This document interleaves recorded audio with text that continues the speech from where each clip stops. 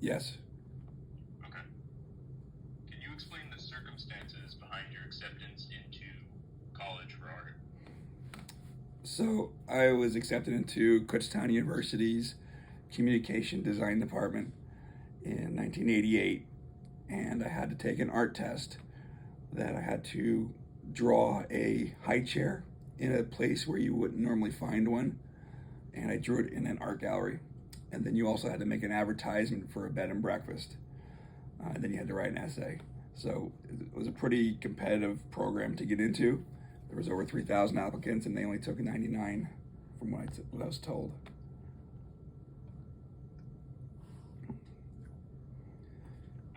What was your relationship with like drawing and art before you got accepted I always, into?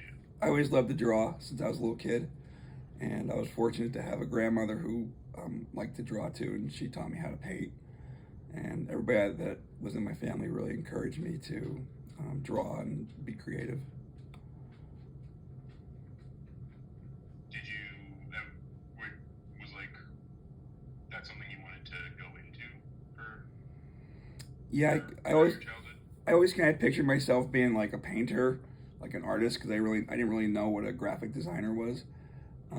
But then when I was applying to college, we learned about the communication design department and how prestigious it was for Kutztown University. So that's how I went into that direction. And was Kutztown the first place you applied to, or was your top choice? Yeah, Kutztown was my top choice, and actually the only place I applied to.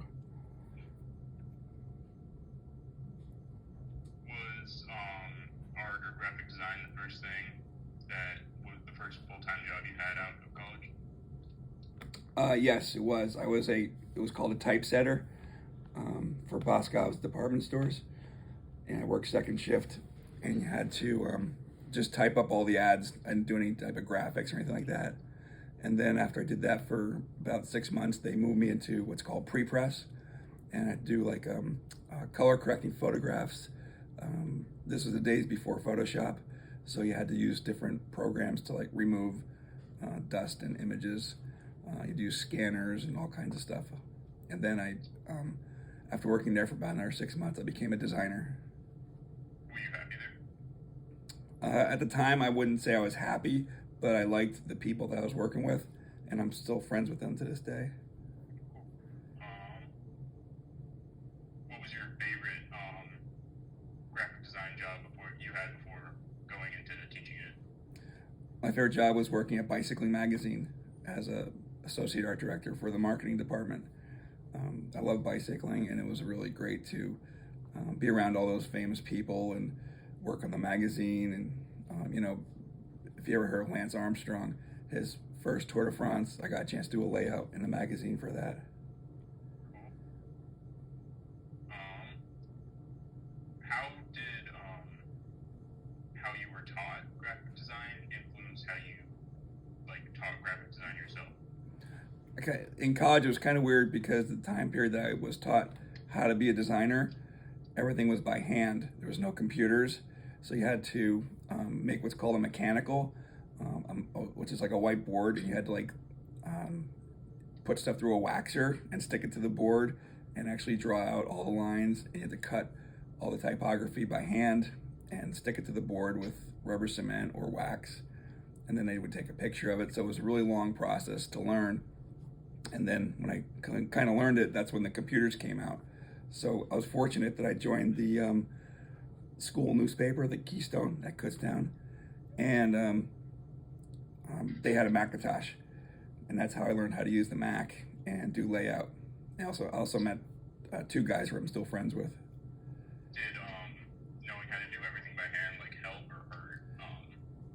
It helped me because I did an internship with a really prestigious graphic design firm called Partners Design, and they would call me in to do mechanicals for them, and I would get paid like $25 an hour as a kid, like right out of college.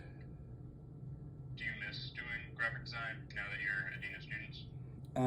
No, actually I don't miss it at all. I still appreciate it, but I'm kind of switched over now. I'm thinking differently than design. When I was a designer and teaching it, I would look for stuff that was creative and try to replicate it in class. But now I don't even think about it that much anymore. Doesn't mean I don't like it. It just means that I'm thinking about something different. All right. And what advice would you give someone going into the graphic design or advertisement design field? I would say communication is key. Make groups of people who are really creative, share different resources like with Photoshop, Illustrator, InDesign, especially with web design, things like that. Like just keep up because the technology changes rapidly. Pretty much on a daily basis, things are changing. So, if you want to be creative and successful, I think you need to keep yourself, up to date with all the new technologies and techniques and styles. And every year, the Pantone company makes the color of the year. So it's really important as a designer because once they come up with that color of the year, then that's what happens. Like everything in fashion and the car industry and everything's kind of based on this company called Pantone. And you need to know what the color of the year is because you don't be making designs that kind of look outdated by the colors you use. Okay. I think that's it. Thank you. You're welcome, buddy. See you. Okay.